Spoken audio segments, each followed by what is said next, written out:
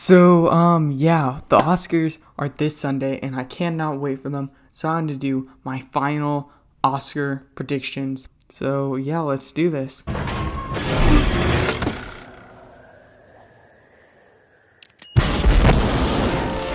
So, yeah, let's start by talking about Best Picture. And I've seen all of these except Promising Young Woman. I've seen all the other Best Picture nominees. And I was actually a really big fan of all of them. I really liked and thought they were all really good. Some I did think were better than others. Some I'd say are more like amazing. Some were just really good.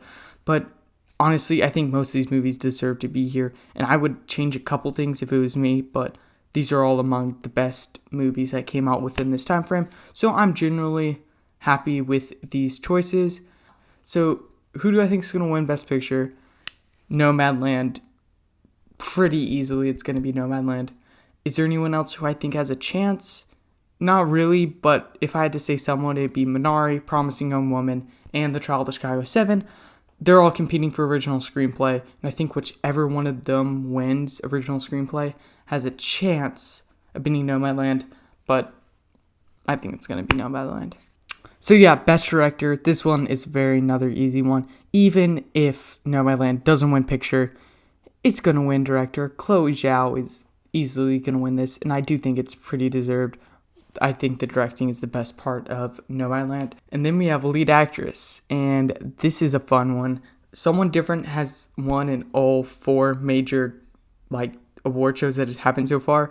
We had Carey Mulligan at the Critics' Choice, Viola Davis at SAG, McDormand at BAFTA, and Andra Day at Golden Globes. So the only one I think who doesn't really have a chance is Vanessa Kirby, because she didn't win anywhere, unless you're saying they all went with different places. So maybe the Oscars goes with Vanessa Kirby, and then it's completely split. They all went at one place. That would be insane, but I don't think it's going to be Vanessa Kirby. And then I also don't think Andra Day has that much of a chance. I mean, her performance, I haven't seen the movie, but I heard it's not very good. No one really likes that movie. People say her performance is the best part, but I haven't heard anyone just completely praising it, this is the best performance and stuff. And the Golden Globe win doesn't really make me think it has a bigger chance over some of these other places, but she still does have a chance. And then I have the three that I'm deciding between to win is Carey Mulligan, Viola Davis, and Frances McDormand. Frances McDormand, she's already won the Oscar for twice. She has 2 Oscars, so that might hurt her chances, especially because she won just a couple years back. That might hurt her chances, but I don't know too much. It looks like the Oscars are going to love Nomadland, so that might sort of be grouped in just another thing for Frances McDormand, and her performances is really good, so I wouldn't necessarily complain. But the BAFTA win, you have to sort of look at things in a certain way, because the way they nominated things this year is where, for the acting categories, a small group of people, a jury of 9 people, sort of chose them. So Mulligan or Viola Davis were not nominated for the BAFTA. So if they were nominated for the BAFTA, maybe they would have won the BAFTA. I think Mulligan might have won the BAFTA, especially because it's the BAFTAs and they Promising Young Woman. I think Mulligan might have won, but she wasn't nominated. So that's actually why I do have Mulligan at number 1. Basically trusting that I think she would win the BAFTA if she was nominated, which I don't know for sure. And Viola Davis did get SAG, which is a pretty big thing. She's also won an Oscar before, and it was actually for a movie pretty similar. It was based off a play, Fences, based off a play with Denzel Washington actually starred in this movie.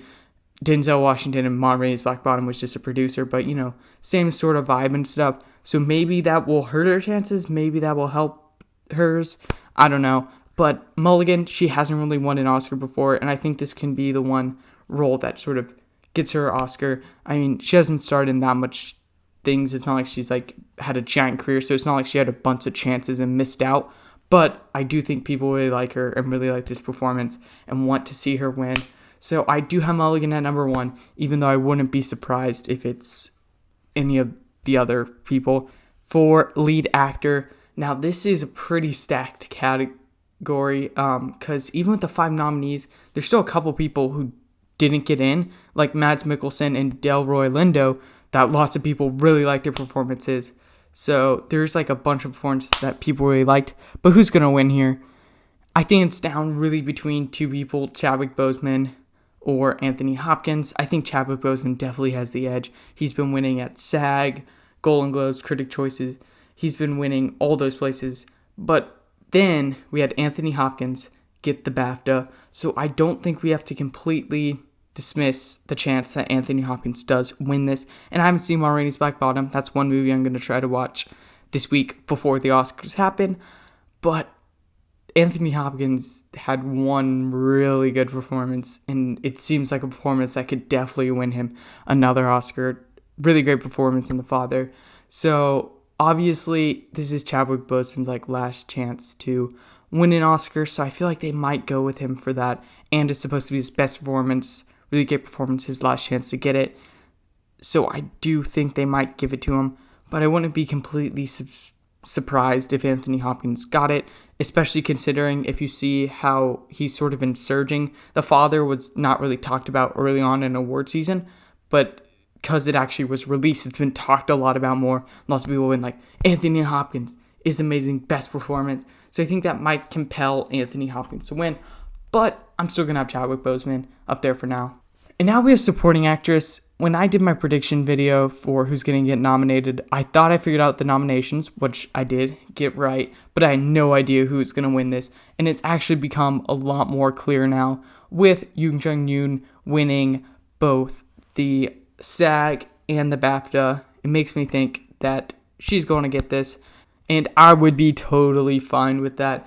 I love Minari, and it looks like this might be the only award Minari gets, so I really hope they do get one award. And she's my favorite performance in the movie, and probably my favorite of the supporting actress performances I've seen. I haven't seen Borat or Hillbilly Elegy, but it's between Olivia Colman and Yoon Jung-yoon. I probably would go with Yoon Jung-yoon, but Olivia Colman was really great in The Father.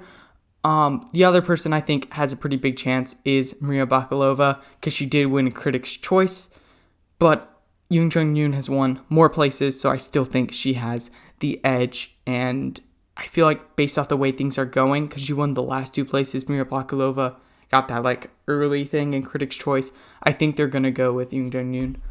And then we have supporting actor, and this is pretty easily going to Daniel Kaluuya. He has won literally everywhere. Everyone agrees Daniel Kaluuya should win this. Adapted screenplay.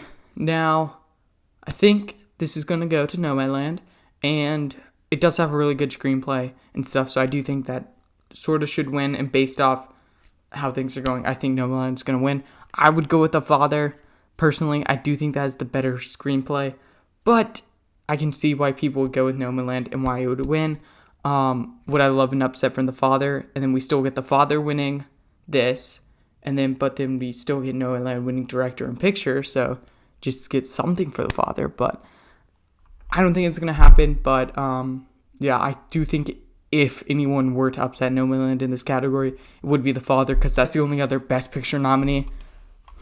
And then we have original screenplay, and for some reason, even though Promising Young Woman seems to be the favorite in this category, people still think Trial has a bigger chance of winning Best Picture. I don't really understand how that works, because if Promising Young Woman wins this, then Trial's not winning Best Picture. I guess it's probably based off the fact that people are like, if Trial wins, then they also think it would have a better chance of winning Best Picture than if this wins. I can kind of see where they're coming from, but yeah, I do think it's between Promising Young Woman and Trial of the Chicago 7. Minari has a bit of a chance, but I don't think they're going that way. Promising Young Woman has won at quite a few places, but Trial of the Chicago 7 has also won at some places. So I think it would go between them two, but I'm leaning towards Promising Young Woman based off how things have been recently. So yeah, you know how I feel about a certain one of these nominees being here. Yeah, obviously I do not think Trial of Chicago 7 deserves it over a movie like Tenet or Minari for cinematography.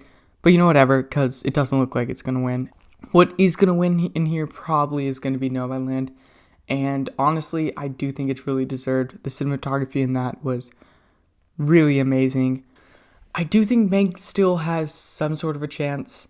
News of the World, I haven't seen News of the World, but I have heard good things about cinematography, so I think that News of the World and Mank have a chance, but I'm pretty sure this is going to go to No Man's Land, and I do think No Man's Land, of the ones I've seen, has the best cinematography, so I would be totally fine with that. And then we have costume design, and I think this is pretty easily going to go to Ma Rainey's Black Bottom. Emma might have a chance, but I think it's going to be Ma Rainey's. And then we have film editing, and this is kind of a tough one, because honestly, my favorite editing, it doesn't look like it's going to win. I think what has the best editing is The Father. How they were able to sort of like seamlessly move between all these sort of different, like, I don't know. It's hard to explain, like, how they're able to, like, turn one corner and, like, in a different house on a different mindset. How they're able to do that all so seamlessly is really, really impressive. But sadly, I don't think it's going to win Best Editing because it hasn't been winning editing any other places. What I do think is going to win editing is going to be Sound of Metal or The Trial of the Chicago 7. Sound of Metal, I think the best editing part comes from the best, like, how it incorporates sound and stuff. So maybe you'll be like, well, it's going to win sound, so maybe, and that's basically the best part of it, the sound design, the sound editing, like, and sound mixing into it. So, like, isn't editing supposed to be something different? So does it deserve to win that too? But then it has won in quite a few places. Sound of Metal has won editing, so I do think it could win, and I definitely do think it deserves to be nominated for its editing overall. Trial of the Chicago 7 has that type of editing that lots of times would win in an Oscar for Best Editing category, so I still think it has a chance, and has it tied at Critics' Choice with Sound of Metal. So I do think it definitely has a chance, and I think it has really good editing, the way it has to, like, cut between all these different, like, doing flashbacks and everything, and really keeps with the energy of the script. So I do really like the editing there. And then No Man's Land also did have really good editing, very different than, like, something like Trial of Chicago 7, but I did think it really worked with that type of movie, and it was actually done by Chloe Zhao herself, so I think that could be a thing that could help No Man's Land win. Promising Young Woman, I haven't seen, as I said, but I haven't heard as much, like, stuff talking about the editing, so I do have that at the 5th spot.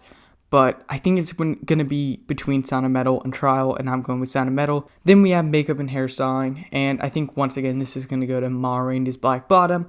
And then we have Production Design, and this is also pretty easily going to go to Mank. It's basically been winning it everywhere. Definitely deserved when the way they were able to, like, get back the old Hollywood and stuff. Really great production design, and this will also be, like, the only win for Mank, it seems like, so Mank's got to get something. And then up next we have Score, and this is another pretty easy bet. Soul has won, like, everywhere. I don't really see it going to anyone else. And then we have Song. I think Speak Now is probably going to win this, considering how it'll be, like, Leslie Odom Jr. singing it, and they probably will want to give One Night in Miami something. And then the other one I think it could be is, like, Scene, From the Life Ahead. And then Husavik, I actually listened to that song. That's a great song. I haven't seen the movie, but just listen to the song itself. I honestly would kind of want that to win. I don't know if it has the biggest chance, but I think it's possible. And then we have Sound, and this is the Sound of Metal award. It's pretty obviously going to Sound of Metal. 100% deserved. Yeah. Then we have visual effects, and it is between Tenet and The Midnight Sky. And they do love space movies, the Oscars do, but they also love Christopher Nolan movies when it comes to visual effects. I mean, like, Inception won and Interstellar won Best Visual Effects, so I think it will go to Tenet. Also, the Oscars like movies that don't use a bunch of visual effects, but use their visual effects in, like, more creative ways, in ways you don't really see it as much. Like, think about a movie like 1917 won last year that didn't have the most visual effects. They don't necessarily like that. They like when you just sort of use them in ways where you don't really notice it and don't really think about it. Similarly, something like Ex Machina won Best Visual Effects when it's up against something like The Force Awakens, and also Mad Max Fury Road. Tenet tried to use as much practical stuff as they could, so the visual effects obviously aren't the forefront, but they still have to do some interesting things with them, because visual effects isn't necessarily just CGI. It's like kind of hard to explain, but I think what it is, Tenet is going to win this. But if The Midnight Sky does win, I wouldn't be too surprised. But The Midnight Sky is not supposed to be very good too, and I think people definitely like Tenet more, and especially I'm really rooting for Tenet to get at least one win here. And then we have animated feature, and this is going to Soul. For a while it looked like Wolfwalkers might have a chance to win, but it's going to Soul. Yeah, I think that's pretty deserved. I did also really like Wolfwalkers and Onward and haven't seen the other two, but Soul is probably the best of the bunch, so I'm fine with that. Then we have documentary, and the documentary thing is always just craziness, because whatever is the front runner just gets snubbed, and then like the movie that like you didn't even hear of, like wasn't in contention, that somehow got in best documentary is now like the front runner. Because My Octopus Teacher, at the beginning I had this like near the bottom of my list, but it's been winning at a bunch of places, so I think it's gonna win. I still think Time might have a chance, Collective, Crip Camp maybe, but it looks like it's gonna be My Octopus Teacher, international film, and I think it's gonna be Another Round, considering how Another Round got best director. That's the only other movie in here to like get another thing. Well, Collective also got documentary, but in terms of like a big award, Another Round is the only one here. So I'm pretty sure it's gonna win. I really want to see Another Round. That's one of the movies I'm gonna try to see this week.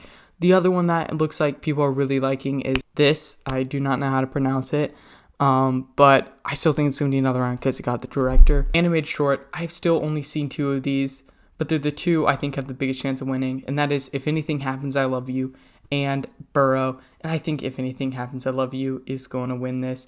Yeah, it's a really good short. I think it probably deserves it, so I'm totally fine with them going with it. And then we have documentary short. I don't really know anything about this, so I'm just going to say A Love Song for Latasha, because that's what Gold Derby has at number 1. And same with live action short. I'm going to go with The Letter Room because like it has Oscar Isaac and stuff, and I've heard some pretty good things and stuff. Two Distant Strangers was actually released on Netflix. I haven't seen it, but more people have seen it because it actually was released. I don't know if that helps the chances at all, because I've heard some mixed things. Some people did not think it was very good. So I feel like if it does win, people are going to be like, oh, that wasn't even very good. Why'd they win Best Short Film? I don't know. I do think that has a chance, but I think it's going to be The Letter Room. So yeah, those are my Oscar predictions. I can't wait for Sunday. I'm going to be doing a video for my reactions to all the Oscar categories. And yeah, comment down below, who do you think is going to win in some of these categories? Who do you want to win? All that stuff. You can click a playlist right there to see my reactions to the nominations and my predictions of who I thought was going to get nominated, so you can see how good I did. And then also I have reviews for some of the Best Picture nominees and other movies that got nominated that I have seen. So check all that stuff out if you like this sort of video. Please like and subscribe and keep watching Nick.